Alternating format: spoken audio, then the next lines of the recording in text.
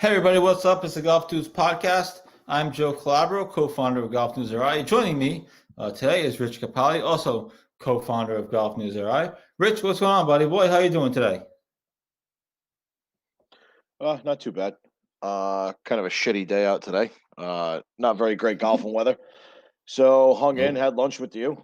Watched a little golf, played a little golf on the old Xbox, and that's about it. Awesome. I'm assuming that you played the new PGA Tour game. Yes, sir. All right. What real quickly, because I don't know if you've done a review on air yet. I know my brother wrote a review for Golf News RI because you weren't going to get it in time for whatever the facts reasons were, whatever. Anyway, what's your take on the video game so far for all of our gamers out there? I have no complaints, but it's buggy at times with the servers. The servers get a little bogged down because of the amount of play it's getting. But other than that, I don't have any complaints about it. It's basically the Golf Club 2019, a little steroided up, and better courses. The graphics are obviously better. The mechanics of the swings are better. So yeah, no, it's pretty much a perfect score for me. I honestly don't have any complaints other than the servers getting overloaded, but that hasn't happened to me in a couple days. So everything's looking good so far. Awesome. All right, lots to get to today. We had lots of content this week, lots of local stuff, but obviously we have a lot of PGA Tour stuff to get to as well, which I know you're looking forward to. So actually, I want to start with this because I want to throw this question out. I had a question last week and we got some good responses, and I followed up with a poll question. So I have another question this week, and me and you have already sort of talked about it, but my question this week, and I'm throwing it out right at the beginning. This is not a locals question. It's more of a PGA Tour-ish question. Obviously, today it was confirmed in Golf News, where I had the story up, that Michael O'Keefe, also known as Danny Noonan, from the great movie Caddyshack, is gonna be caddying in the U.S. Open this year. That story it's been rumored for a couple of days. I've been following it for a couple of days. I think I made you aware of it a day or two ago, just so we could both track it. And we confirmed it today. It was confirmed today by Michael O'Keefe himself, actually. And so he's going to be caddying for Danny Ballin in the U.S. Open next week at Winged Foot. Danny Ballin's the head pro at Long Island, at a country club in Long Island. So with that said, I actually have something. Hold on a second, Joe. You keep telling your story. I'm going to run to my bedroom real quick. I actually have something that goes with this story. Give me 3 seconds. Okay. I'm not sure what he's getting, so I apologize in advance. Anyways, so my question is to the folks, and I'll even type it in the comments when I get a minute. My question is, what is your favorite Caddyshack line or moment? It doesn't necessarily have to include Danny Noonan, but that is my question to the people. I'll repeat it throughout the show. But my question to the people, and Rich will answer this. He has Bushwood CC hat on. How about that? Rich can answer this. There you go. In the spirit of Caddyshack. Perfect. Yeah. So Rich, my question to the people, and you can answer it, and then we'll get into some of our local stuff, and then get back to the PGA Tour. But my question to the people is, and I'm going to type it in the comments as well when I get a second, perhaps while you're answering. What is your favorite Caddyshack moment or line from the movie in honor of Danny Noonan caddying in the U.S. Open? And that is my question to the people. I'm going to type it, and it'll be a poll question up on our site, or not on our site, but on the Facebook page tomorrow. So, yeah, get that fact that Mario just sent out there. I didn't even know that, actually. So there you go. So that is the question for the day. We already have a bunch of people watching. Mother, thanks for watching. Caitlin Allen, thanks for watching from the other room. Mario Martone says he heard this was going to be an NFL 2020 preview show. Nope. No one cares about the NFL. This is a golf show. But Mario, thanks for watching. And he also adds, fun fact, I'm not sure if this is true, but it probably is that the hot chicken Caddyshack is legally blind. I'm the blonde. Oh, obviously he's talking about the blonde that hooks up with Chevy Chase, obviously. Really? Huh. Interesting. I didn't know that. Yeah. That's a great little factoid. Right? Maybe I'll include it. Maybe I'll include it tomorrow in our little poll on the Golf News Live Facebook page. I put the poll up last week. Not a poll. It's not really a poll. It's just a question on the Kevin McKizzard thing. That actually got a lot of good reaction. So that was kind of cool. So I'm assuming this one should blow up tomorrow. So I'll post that tomorrow morning or so. And then we can share it around and all that other stuff. So anyway, one more time, just for the people in the back, the question is, and you can answer in the comments, what is your favorite Caddyshack moment or line from the movie? Obviously from the movie, and that's in honor of Danny Noonan caddying in the U.S. Open next week rather, at Winged Foot. So there you have it. I'm going to type it in the comments in just a minute as we get this other stuff. Mario says there's a good doc on Caddyshack that was on TV last year. I believe, I don't know if it was made last year, but it's certainly been on TV. Yeah, they said that was a good documentary. I'm into those. I don't know what the name of this. I'm not sure if it was definitely on TV last year. I'm not sure exactly when the documentary was made, but certainly it's worth watching. So we can get back into that stuff again. You can leave your comments and we'll get to them throughout the show. Have some quick local things to get to. Starting with Rob Grosguth. I hope I'm pronouncing his last name correctly. He won the RI Senior Amateur Tournament earlier this week at Triggs. Bruce Hedrick from Agawam and Padawan Dante, Nigerian, finished second and third. The story after the first round was that Rhode Island golf legend Paul Quigley was in first place after round one. And that would have been a heck of a story if Quigley was able to close the tournament over at Triggs. Unfortunately, he finished fourth overall, but congratulations to Rob Grosguth. And again, Grosguth, I hope I'm pronouncing his name wrong. I mean, I'm pronouncing his name right. I'm sure I'm pronouncing it wrong. So congrats to him. That was earlier this week at Triggs. We had a couple stories on that. So that was pretty cool. A couple of celebrities playing in that. My guy Joey Hassett from PC. Mark Zions actually was playing. Zions used to be Billy Andre's caddy on the PGA Tour. So he was actually playing the tournament. And former Red Sox pitcher from 1980, I can't think of his first name, McCourt. His last name was McCourt. I think it's Keith McCourt. He pitched for the Red Sox in 1980, and he was playing the tournament as well. So a few celebrities playing, local celebrities playing over at Triggs on Tuesday and Wednesday. We had coverage of that. Sticking with Triggs, it was this week also saw the final NEPGA tournament of the season, the Stroke Play Series, and Triggs Memorials. Robert Tremonti, he finished in a tie for 23rd overall. That was held in Massachusetts at Haverhill Country Club. Golf News RI, we've covered the NEPGA tournaments throughout the season, including I did a live coverage from their first tournament of the year over at Kirkbride Country Club, and so they had a great year. Steve Hausman from Amherst Country Club won the tournament with a score of 5 under par. Not too shabby. Again, you can find all NEPGA coverage on Golf News RI, and again, you can go back to the Facebook post to see some of my live broadcasts from Kirkbride Country Club earlier this year, or whatever else you want to see. And so how it works with the NEPGA is points from all 5 Stroke Play Series events and the chapter championships will be used to determine the top 54 players in the Avidia Cup standings, and they will play in the Avidia Bank Cup finals. I can't talk tonight. My apologies. So the thing is with that is they're still trying to figure out where to hold the finals. There's a good chance it could be in Rhode Island, from what I'm hearing. And that's because due to COVID-19, they can't play in Portland, New Hampshire, due to the regulations.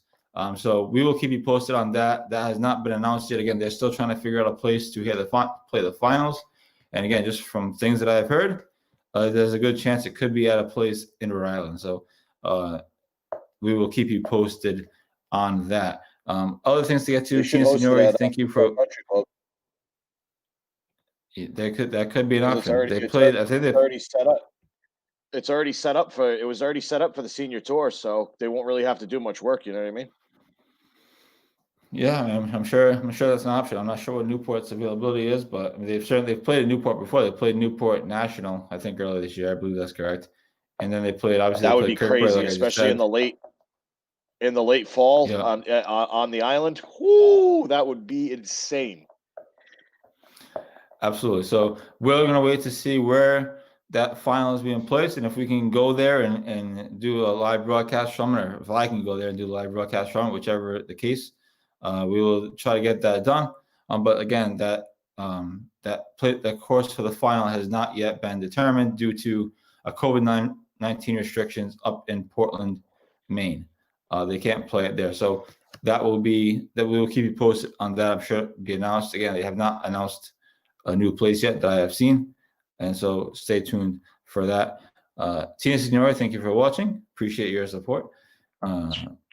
Last thing, last local thing, and I know maybe Rich has a thought or two on it. We had two club championships this past weekend. Obviously, it was a long weekend, so one of them took place on Monday. But two club championships. The surge of young Rhode Island golfers continues, and that continued at Pawtucket Country Club when 14-year-old Maxwell Jackson won the club championship 5-4 over Cody Williams. An unbelievable story. It blew up on our site. People couldn't believe it. I mean, I think people are just amazed at the young talent in Rhode Island and these young kids competing and winning at such an early age in Rhode Island, all across. Even going to the women's division if you want to. It's it's the same thing. We see it at Kirkbride with Kylie Eaton and Jordan Vries, and they're seeing it now at Pawtucket Country Club. 14 years old Maxwell Jackson wins the Pawtucket Country Club championship. Now, according to Pawtucket, Jackson is the youngest club champion in the club's 118-year history. That I found unbelievable.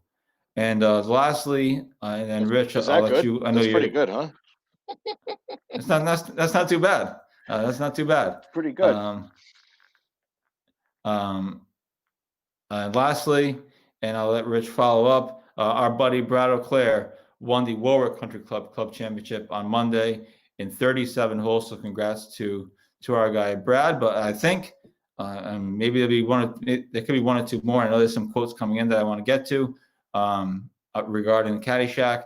But I think that pretty much wraps up the club championship season and quite a finish. Obviously, like you just waited a little bit on Maxwell Jackson, but also our buddy Brad O'Clair getting a big W over at Warwick. Yeah, Brad, congratulations. Yeah, Warwick's a tough track. I mean, especially in any tournament, but definitely in an AM like that. Yeah, congratulations. Hope to see you up at Kirkbride so we can have some celebratory drinks before the season's over. But yeah, congrats to both of you guys. Awesome. My mother is sending in Caddyshack quotes. Where she's sending them from, we are not sure. An undisclosed location. But she is sending in Caddyshack quotes, and again, we invite everybody to send in their favorite Caddyshack quote or a moment. And my mother says her favorite part involved Rodney Dangerfield, who was the star of the show. And she says when the band was playing, and Rodney Dangerfield said to one of the girls, "You must have been something before electricity." And she said that was courtesy of my dad, who's getting ready to watch football over at Parentes. So Rodney Dangerfield, actually the star of the show. I looked when he said, "Hey Ringo, speed it up." When he's yelling at the drummer. One of my favorites is when Spalding was drinking all the drinks on the tables, and he swallows the cigarette butts and then pukes in the doc's porch. Oh, that was awesome too. Absolutely. So keep those quotes coming. More people can send them in. And again, I'm going to do a poll or a question tomorrow on the Facebook page, and we'll boost it and get it going. But we should get some fun responses to it. But I figured I would toss out there for the show. And again, that can be answered throughout the show, and either Rich or I will read them or whatever the case may be. Anyways, PGA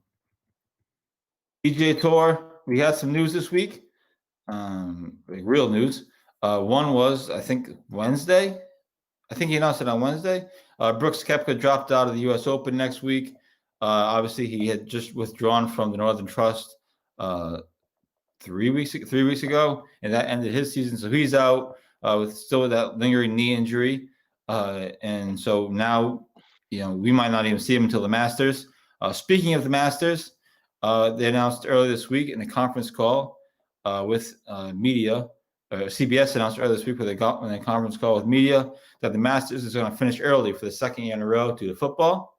So Saturday's round will end a little after 5:30 p.m. they figure, and Sunday will end around 2:45-ish because they have football games to get in. And obviously, if you remember last year,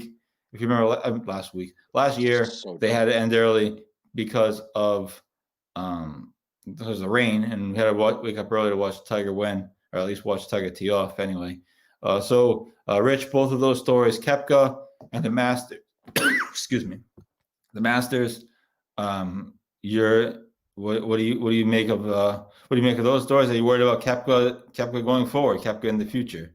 Is this starting to become concerning? So I'm gonna start off with the little Masters TMI on my part.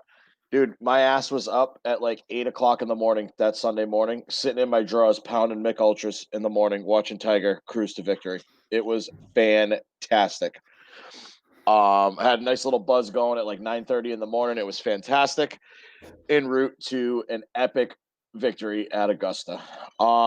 Brooks, on the other hand, that kind of worries me, man, because you figure it's the old adage: you drop out of the FedEx Cup to get ready for the U.S. Open. Now he's dropping out of the U.S. Open to hopefully get to get ready for the Masters.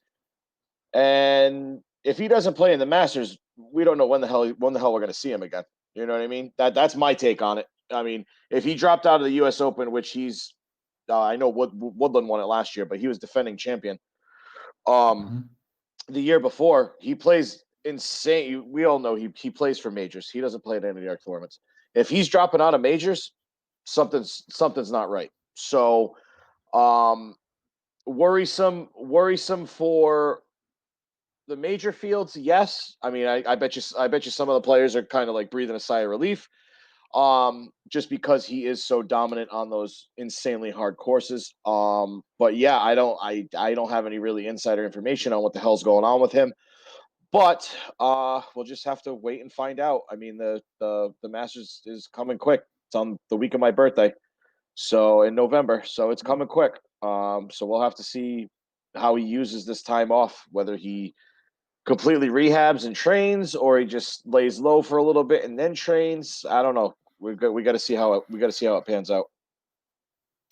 Now, if he sits out, if he pulls like a Tiger Woods, right, like Tiger does, just sits out for a month and all of a sudden he shows up at a major, right? If he sits out everything and we don't see him until the Masters, right?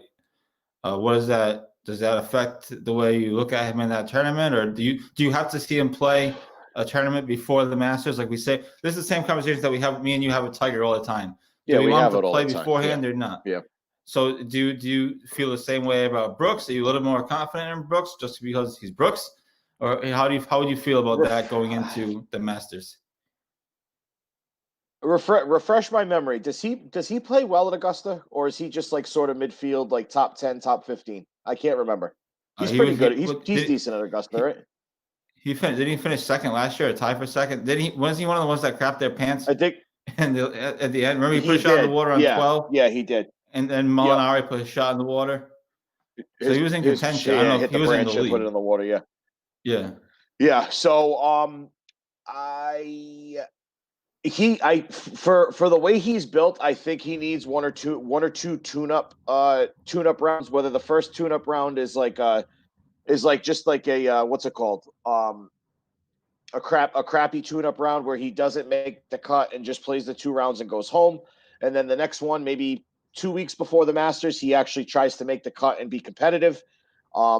I think he should play at least 1 round before the Masters. I mean, just the way he's built, he needs to, flexibility is key with a body like that. So yeah, I think he definitely should play a practice round before the Masters. Yeah, I would tend to. I always like to see guys play just to see what they look like, because it could affect what you think of the tournament going in. So hopefully he can get around it. I'm not sure what tournaments are in between now and then. I know there's the Tournament of Champions in Hawaii I know Tigers tournament. It's coming up in, I think that's around December-ish. Although the Masters is November, so December doesn't help them. But I know there's a bunch of tournaments coming up that no one probably watching, but they're there. So hopefully he'll be able to get around in. I kind of agree with you. I mean, we say the same thing with Tiger. So if you're gonna say that with Tiger, you can't contradict yourself and not say the same thing with Brooks. And it's his knee, so you don't know what he's gonna look like or what his swing's gonna look like, or who knows what his body's gonna look like, whatever. So what we have in October is we have the Shriners at TPC Summerlin in Vegas. Then you have the CJ Cup at Shadow Creek. That's going to be fun. Because of the Asian tour, the Asian swing got moved here because of the coronavirus. You got the Zozo the following week at Sherwood, which obviously I'm 90% sure that Tiger's going to play in because he plays great there. And then you got the Bermuda Championship at Port Royal, and then of course you have the Houston Open the week before the Masters. The Houston Open's always the week before the Masters. So I have a feeling he could probably play. I bet you he plays at Shadow Creek. I would think so. And then maybe that's it, because then I'll have 3 weeks off. Yeah, I would say he probably plays at Shadow Creek just because it's a what's it called? It's a challenging course, Yeah, I wouldn't be surprised if he play. I wouldn't be surprised if he plays the Zozo either, just because it's a big tournament. Tiger's the defending champion. Last year in Japan, they actually had a great field. I know Matsuyama was in it, and they actually had a great field. Tiger just destroyed them. Yes, he destroyed them. Although he kind of held on at the end, but it was never really. You never really thought he was going to lose. So that's the update with Brooks Koepka. He withdrew again from the U.S. Open. And again, the Masters is scheduled for an early finish. And again, we're asking everybody with the U.S. Open, because Danny Noonan is going to caddy in it. And one of the two practice rounds, we're asking everybody, what is your favorite Caddyshack moment or a Caddyshack line? It doesn't necessarily have to include Danny Noonan, because I don't want people to be trying to figure out, searching for the movie script if that was the case. So just your favorite Caddyshack moment or a Caddyshack line. If you have one, feel free to put it in the comments and we will read it. Steve, thanks for watching. And Caitlin and Mother, I already thanked you guys for watching. They must have logged in and logged back out. So, Nick Boulis just joined. Nick Boulis, thanks for watching. Hope that you are doing well. Thanks, again, favorite Caddyshack moment or Caddyshack line from the movie in honor of Danny Noonan caddying in the U.S. Open. Now, there is a PGA Tour tournament this week, and we are going to get to betting with Rich in a few minutes, the new hit segment here on the Golf Dudes. So we're going to get to that in a little while, but there is a tournament this week, the Safeway Open over in California. I believe it's still going on. If not, it just ended. But as of us getting on the air, the tournament was still going on. Some quick updates. And again, if something has changed, Rich, feel free to jump in. Russell Knox, actually, what am I doing? Rich, this is your segment. Safeway Open this week in California. I believe it's still going on. If not, feel free to update me. But what do you got? What's going on at the Safeway this week? Some big names playing for the first term of the year. Yeah. I'm looking at the leaderboard right now. I think the last golfer's on 16 right now. So got another probably half hour, 45 minutes. Oh no, Pat Perez is on 13. So got probably another hour of coverage. Don't forget, it's in what's it called? It's in California. So if you guys want to watch it, you got to have the PGA Tour live. Anyways, so Russell Knox is sitting in first place at 9 under. In front, 2 spots ahead of Brandon Steele. 3 spots ahead of Tom Hoagie. There's not a lot of unless you're a hardcore golf fan, you will not know a lot of these names. Sam Burns sitting at 6 under as well. I'm trying to look for some Pat Perez 5 under, Brandon Grace 4 under, Shane Lowry 4 under, Ches Reavie 4 under. I'm trying to get the big names over here. That's not good if I can't find them right now. Sean O'Hare, blast from the past. He's at 3 under. Holy crap. Charlie Hoffman's at 3 under. Kyle Stanley's at 2 under. I'm trying to find Siwoo Kim's at 2 under. I'm trying to find Harold Varner the third's 2 under. Trying to find Spieth. This isn't good. Phil Mickelson's tied for 67th at -1. Where is Lucas Glover's 1 under? He better get that score up, otherwise he's going to have some home problems. This isn't good. He's all the way down. Sergio Garcia's sitting at even. Sorry, can I jump in? Last time I checked, my bad. I didn't mean to. I wasn't trying to cut you off. Spieth was, when I was just watching, he was at least 1 over. He might be more than that now. He was at least 1 over when I was just watching. Looking at it right now. Within the last hour. So he might be. Yeah. So I don't know if he went way down. 3 over. 3 over. Yeah. So I guess his trials and tribulations continue. But a couple big names playing. Keegan Bradley's in the mix. Phil is, like you said, he's 1 under. Phil played so good in that Champions Tour event, and now he's back to mediocre-ish on the PGA Tour. How much stock did you put into his Champions Tour win, if any, as it relates to PGA Tour stuff? I'm going to be honest with you. My whole take on that was I'm sort of struggling at the PGA Tour level. Not really struggling, but midfield, lower midfield, middle of the field. This was a test to see if he still had it. And he absolutely freaking just blew everybody out of the water. He destroyed everybody.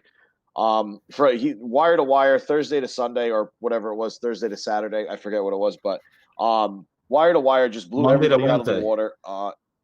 Monday to Wednesday, sorry. I knew it was 3 days. Yeah.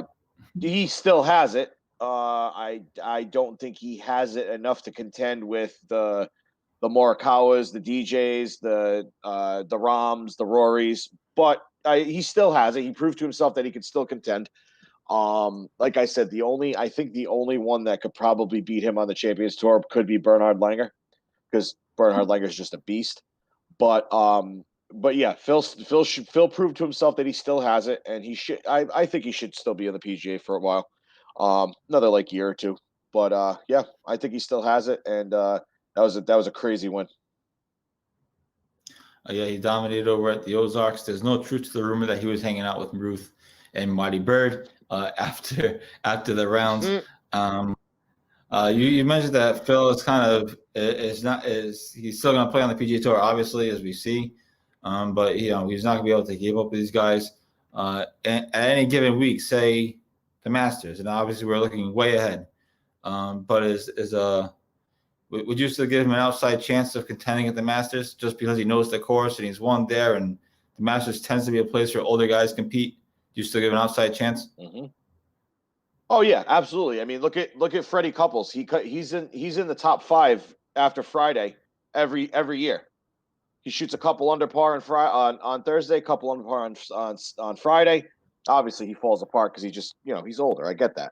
But older guys like him who played that course and know it, they have just as good as chances like DJ, Rahm, any of those guys, just because course knowledge.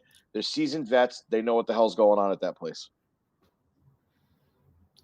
Right. So the Safeway Open going on this week, and actually another thing that's happening today, and I posted an editorial on it. And I just wanted to touch on it because it's a cool moment and something I'll never forget. And then we're going to get to betting with Rich. So all you degenerates that are waiting for your odds for whatever Rich is betting on, that's coming. That's coming. But real quickly, I just wanted to hit on this, and I put an editorial up on the site. It was actually liked by Billy Andre, which is pretty cool, via Twitter. But anyways, today it actually is Arnold Palmer's birthday. He would have been 91 today. And so and Rich has heard the story a million times. He's probably bored with it, but it's something that I'll remember for probably the rest of my life. Obviously, back in 2004, Palmer played in the CBS Charity Classic over at Rhode Island Country Club, and that and I was a volunteer that year. I volunteered at the CBS Classic for a number of years. I met, Annika Sorenstam and, all these Ricky Fowler and all these guys. Not met them, like hang out with them. I didn't hang out with them, but, um, and so 2004 was my first year there, and Arnold Palmer was playing in the tournament.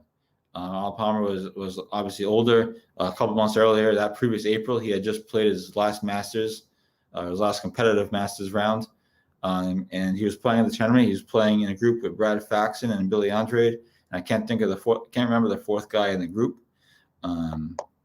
I tried to research it, but of course you can't find history of the tournament anywhere other than the winners. And I mean, he did win, but nonetheless, he played with those guys, and I was a marshal, so I held up the quiet sign in the corner of the tee box.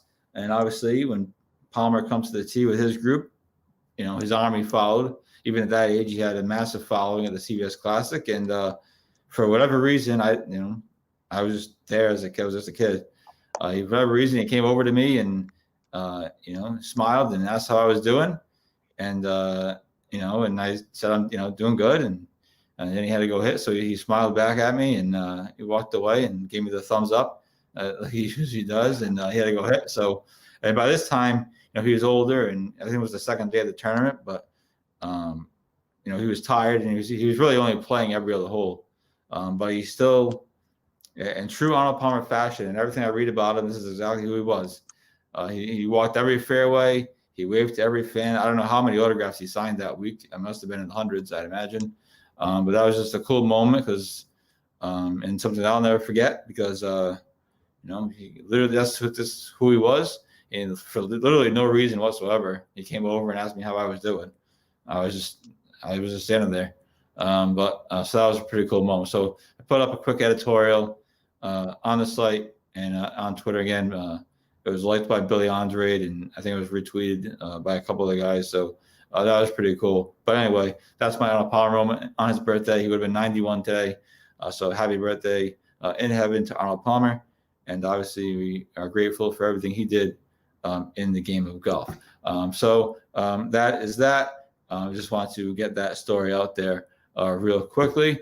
And Rich, if you one last thing to preview, and we have more previews coming that I forgot to mention. And Rich, maybe you want to touch on it.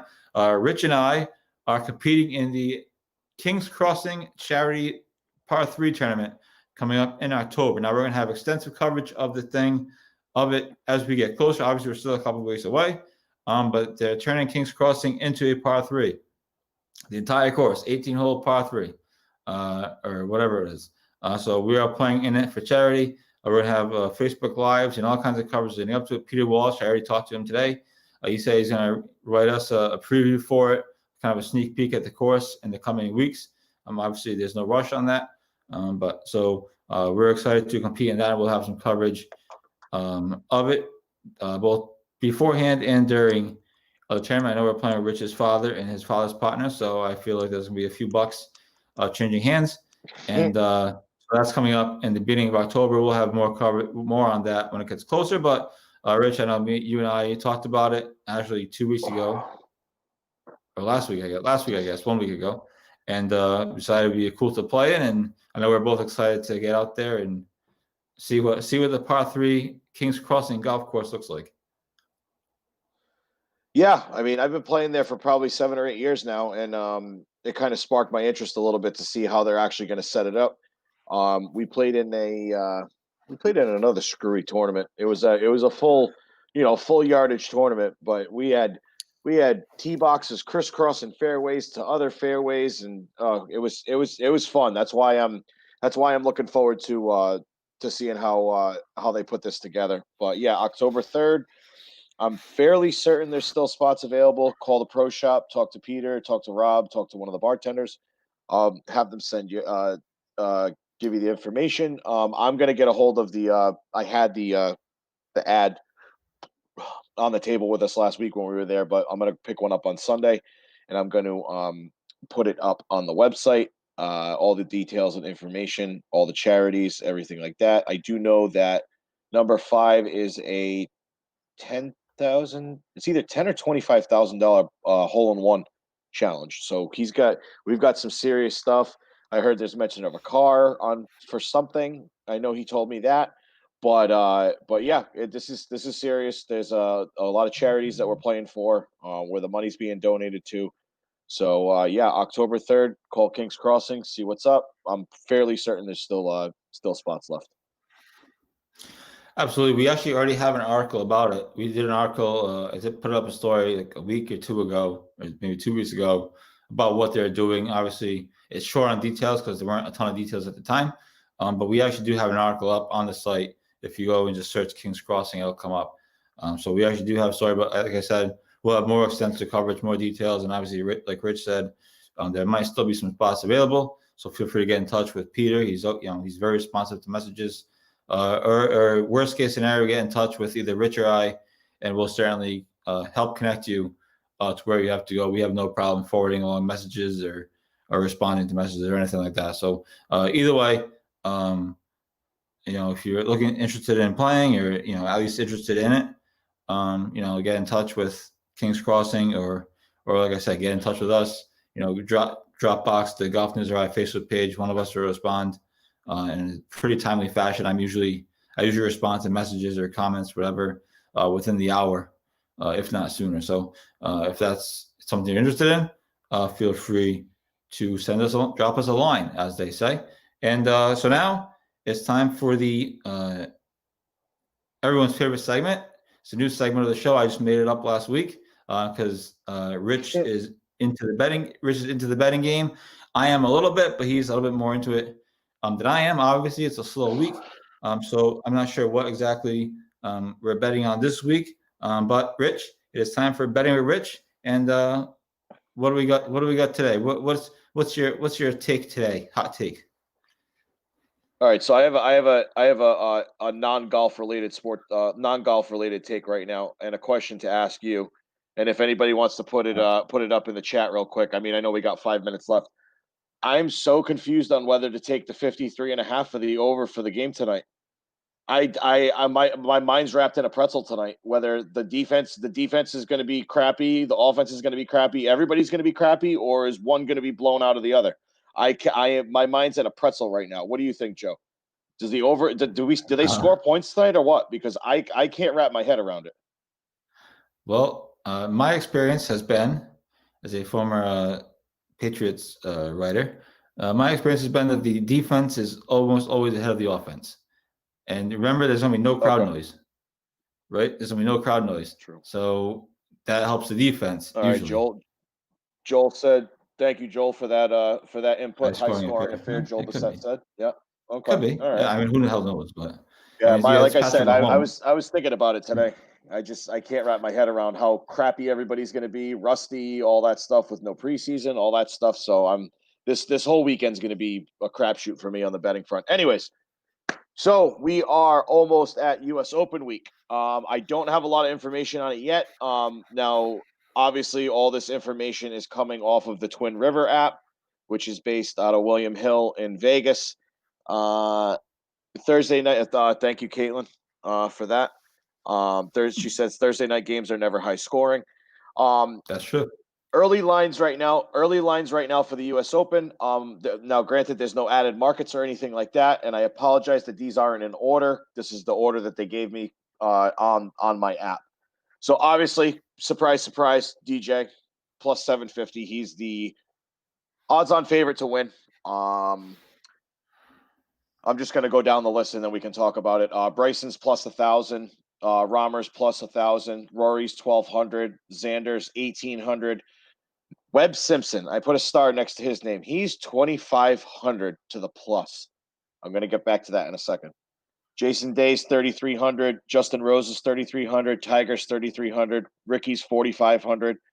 Matty Wolf 6,600 and Morikawa 1,600. All right, before you say anything, Joe, I want to get to this Webb Simpson thing.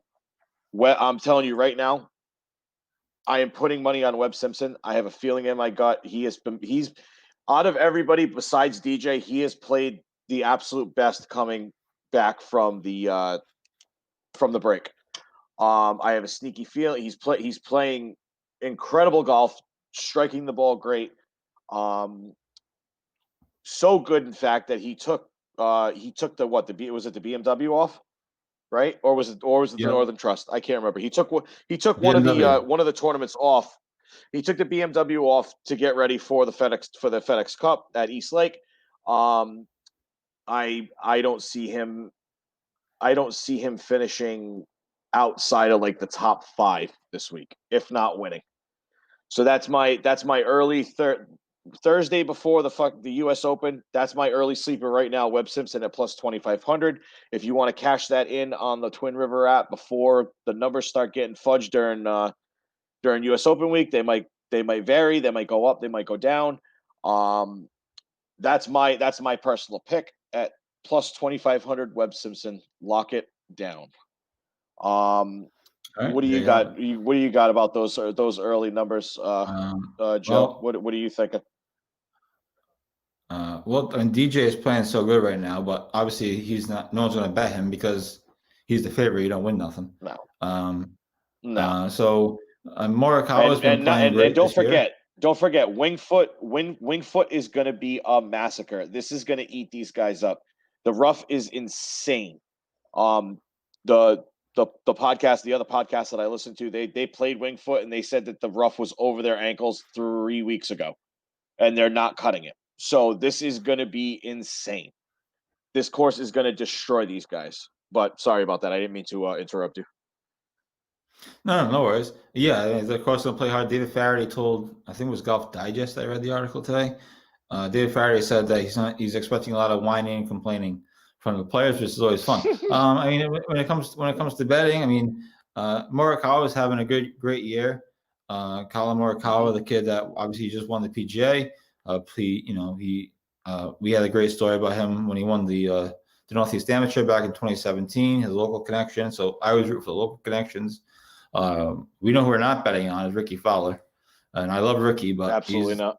But he is not. He's a known pants shitter. Yes. He is not having a good year, so that's one person that we will not be betting on. I kind of like your Webb Simpson take. He is playing well. Obviously, Justin Thomas is always a interesting pick. I didn't even look that up. He's always going to be in contention. I don't know what his odds are, but it's got to be up. It's got to be up there. I'm imagining. He's playing pretty good. He just won PGA. Let me look real quick. Play of the year, whatever. It'll be interesting to see what guys look like. I think Brooks Koepka. Yeah, he's sitting at plus 1,200. Plus 1,200 along with Rory. Rory's an interesting pick, but again, Wingfoot's going to play so hard. It could be somebody totally screwy. Like Gary Woodland last year. Gary Woodland, if I remember, he wasn't favored. He wasn't even on the radar to win last year, and he won it. He won it at Pebble Beach. So these tournaments sometimes open themselves up to somebody screwy winning and kind of changing their lives around. I think Brooks Koepka not playing, like I was saying, I think that opens it up to people. I know it'll be interesting to see what the field will look like, who is playing and really able to play.